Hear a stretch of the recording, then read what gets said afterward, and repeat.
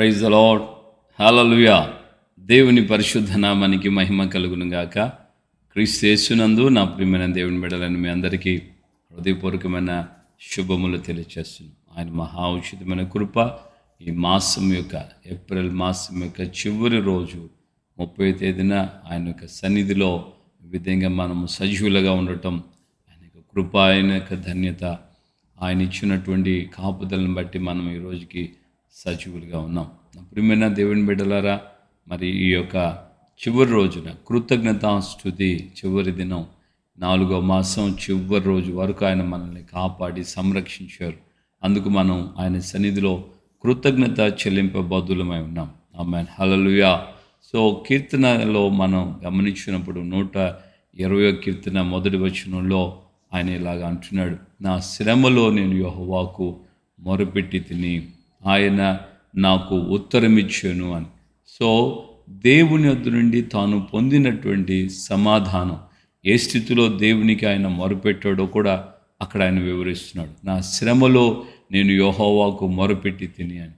So ఈ యొక్క చివరి దినాన మనం కృతజ్ఞత మనం దేవునికి చెల్లిస్తున్నటువంటి సమయంలో దేవుని యొక్క సన్నిధి నుండి మనము ఆయా సందర్భాలలో ఆయా పరిస్థితుల్లో దేవుని ఎదురు నుండి పొందినటువంటి సహాయాన్ని మనం మర్చిపోకూడదు. దేవుని ఎదురు నుండి పొందినటువంటి ఆ దీవెనను, ఆ ప్రార్థనలకు ప్రతిఫలం, ప్రార్థనకు ఆలకించి ఆయన వెనువెంటనే జవాబు ఇవ్వటం, వీటిని మనం మర్చిపోకూడదు. అందుకనే ఆయన అంటాడు, నా శ్రమలో నేను యెహోవాకు మొరపెట్టి తిని ఆయన నాకు ఉత్తరమిచ్చును. దేవునికి మహిమ కలుగును గాక. ఆమేన్, హల్లెలూయా. కనుక ఈ యొక్క మనస్సును మనం కలిగి ఉన్నప్పుడే దానినే దేవుడు చూస్తున్నాడు. కృతజ్ఞత, నేను చేసిన ప్రార్థనకు ఆయన సమాధానం ఇచ్చాడన్న కృతజ్ఞత మనం ఎప్పుడైతే కలిగి ఉంటామో దేవుడు మరింతగా మన పట్ల ఆయన గొప్ప కార్యాలు చేయుటకు మరింత ఆసక్తి కలిగి ఆయన మన మీద తన ప్రేమను వెల్లడిపరుస్తాడు. రాజైనటువంటి హిజ్కియా తను మరణ వార్త, తను బ్రతికుండగానే తాను చావబోతున్నానన్న మరణ వార్త పితృడైనటువంటి దావీదుడైనటువంటి యెషయా ద్వారా ఆయన విన్నాడు. ఆ రాజైన హిజ్కియా విన్నటువంటి తక్షణమే గోడవైపు తన ముఖం తిప్పుకొని ఎవ్వరికి మొరపెట్టుకోలేదు, రాజులకి చెప్పుకోలేదు, లేకుంటే వైద్యులకు చెప్పుకోలేదు, లేకుంటే తన ఇంటి వారికి చెప్పుకోలేదు, తన భార్యలకు పిల్లలకి చెప్పుకోలేదు. అసలు ఆ విధంగా చెప్పమనే దేవుని యొక్క సేవకుడు వచ్చి చెప్పాడు, నీ ఇంటిని చక్కపరుచుకో అన్నాడు. నువ్వు చావబోతున్నావు, నీ ఇంటిని చక్కపరుచుకో. కానీ ఈయన ఇంటిని చక్కపరుచుకోవడానికి ఆ మనస్సును ఆ వైపు వెళ్ళనివ్వకుండా ఆయన ఏం చేశాడు తెలుసు కదా, వెంటనే గోడ వైపు తన ముఖం తిప్పుకొని ఆయన కన్నీళ్లు విడిచాడు, దేవునికి ప్రార్థన చేశాడు.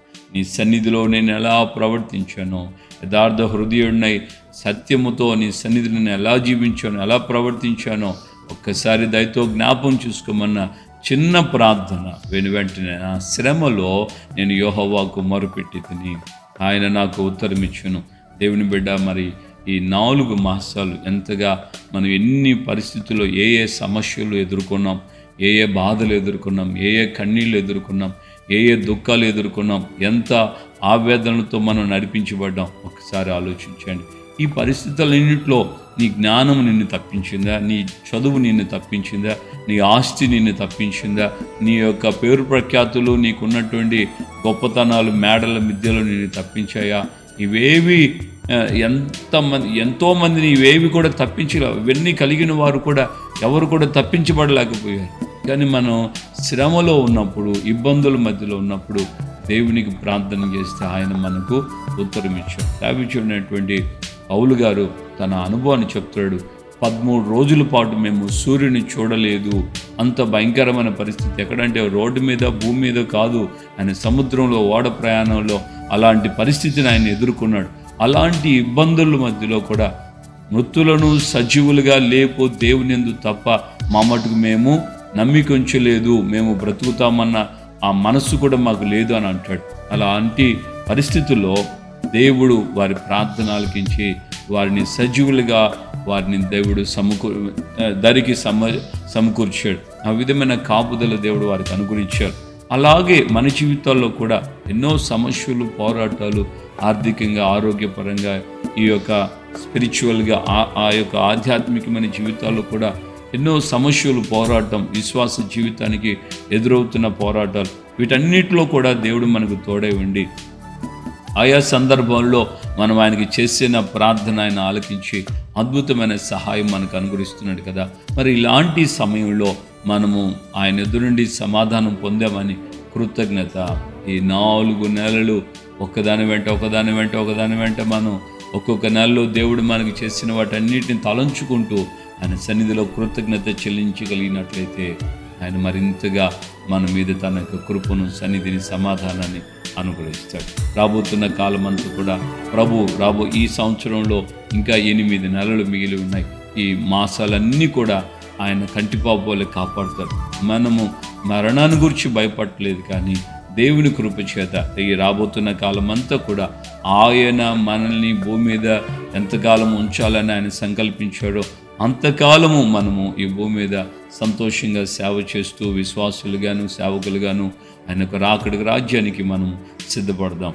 దేవుని యొక్క కృప మనకు ఆ విధంగా తోడుగా ఉండి మనల్ని బలపరిచి నడిపించును గాక. ఆమేన్. ప్రార్థన చేసుకుందామా. పరిశుద్ధుడైన తండ్రి, మీ పాదాల స్తోత్రాలు. ఈ యొక్క ఉదయకాలం ముందు ఆయన చివరి రోజున మీరు ఇచ్చిన మీ వాక్కును బట్టి, అయ్యా మీ యొక్క ఆత్మ ద్వారా చెప్పిన మాటను బట్టి మీకు కృతజ్ఞతాస్తుతి చెల్లిస్తున్నాను.